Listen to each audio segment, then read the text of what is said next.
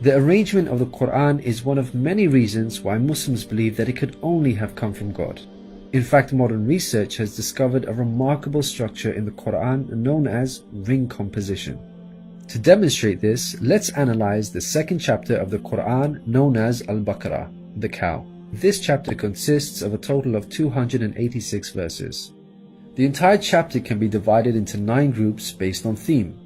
The first group of verses talk about faith and unbelief. This mirrors the theme of the last group of verses. The second group covers God's creation and knowledge. This again mirrors the second to the last group's theme.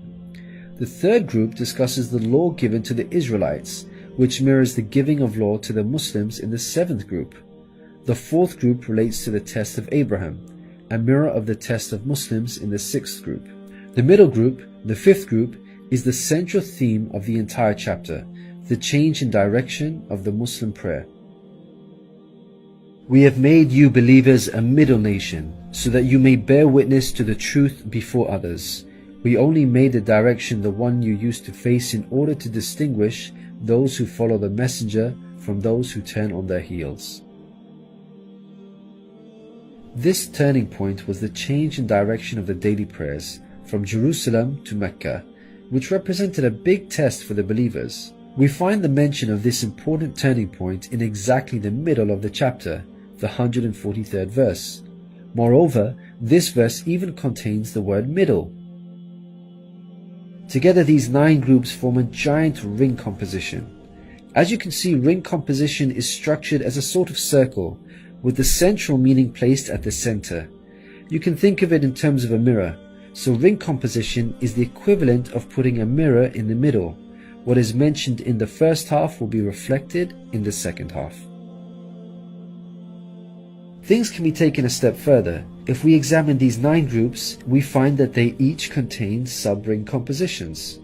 So what we have is rings within rings. For example, here is the 8th group with the theme of God's creation and knowledge. We can see that the beginning and the end both have the themes of giving and charity, and the central theme of God's power and knowledge is placed in the middle. Things can be taken further still. This sub-ring contains yet another ring within itself. This is the 255th verse known as ayat al-Kursi, the verse of the throne. Just like the chapter which contains it, the verse of the throne can be divided into 9 groups based on theme. The first and 9th parts each mention God's personal names. The 2nd and 8th parts both state that God never tires. The 3rd and 7th parts describe that God owns everything in the heavens and the earth.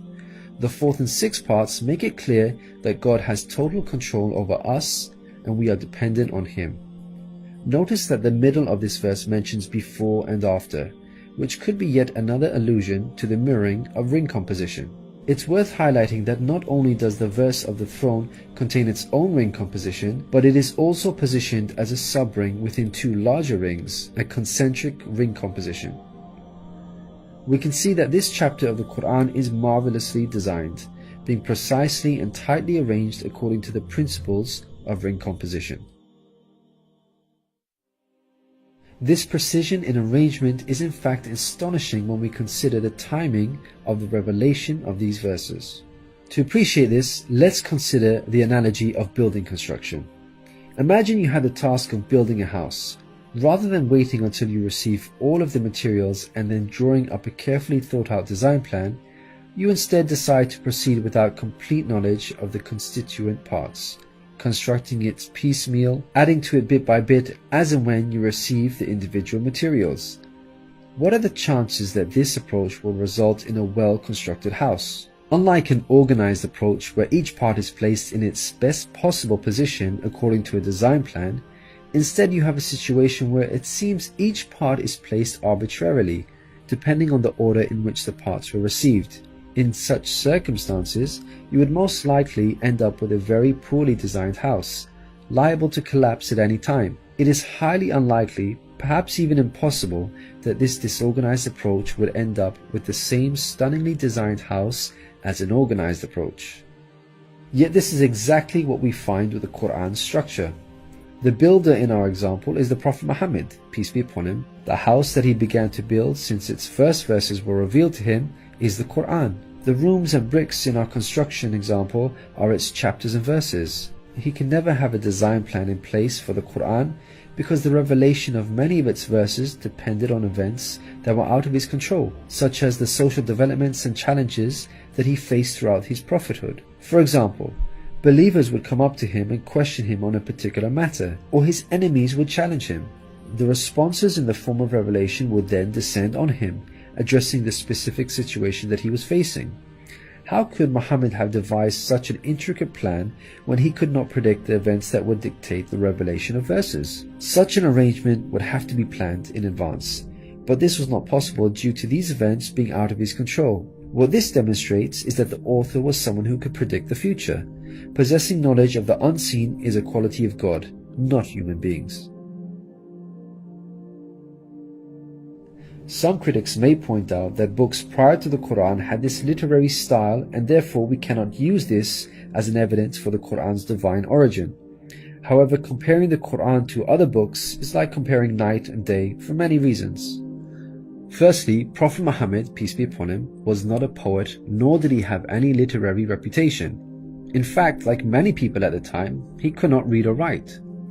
Secondly, most people would assume that the Qur'an is arranged chronologically, starting with the first revealed verse and ending with the final revealed verse. This is the order in which books are typically written, in a logical sequence starting with the beginning, then the middle, and finally the end. But the way the Qur'an was composed is unlike any other book. Al-Baqarah, the chapter of the Qur'an that we have covered, was not revealed starting with verse 1, followed by verse 2, then 3, and so on. Rather, its verses were revealed out of sequence over a span of many years and interspaced with the revelation of verses from other chapters. The Qur'an's unusual manner of revelation makes implementing ring composition much more difficult than conventional books. Thirdly, conventional books follow an editorial process by undergoing multiple stages of editing, which allows the author to gradually refine the text over time. However, the Qur'an did not undergo an editorial process. Prophet Muhammad, peace be upon him, would place the verses in their positions as soon as they were revealed to him. With each new verse, he would not go off and review what had been previously revealed to see where he can position them in order to maintain a ring structure.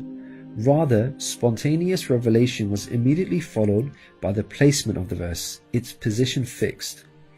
When we look at the history of the Qur'an's compilation, there is not a single instance of a verse being moved around in order to make it fit a ring composition. Fourthly, achieving ring composition in conventional books is much more feasible as the author has complete control over the content, allowing them to plan their structure ahead of time. As we've already seen with the Qur'an, its content was circumstantial as it was tied to events that were out of the control of the Prophet Muhammad, peace be upon him, and therefore he could not plan a structure ahead of time. Fifthly, the Qur'an was first revealed as an oral recitation, not in written format.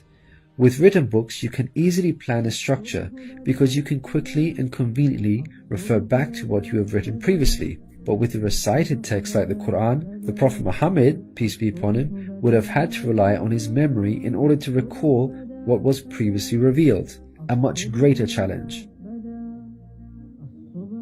In light of all these difficult circumstances, wouldn't you expect the Qur'an's structure to be jumbled? What we find against all odds, however, is that the Qur'an contains a remarkably sophisticated structure. The circumstances of the Qur'an's revelation, together with its precision and harmony, represent a compelling argument for its divine origin. Your companion is neither astray nor being misled, nor does he say anything of his own desire. It is no less than inspiration sent down to him. He was taught by one mighty in power. Allah.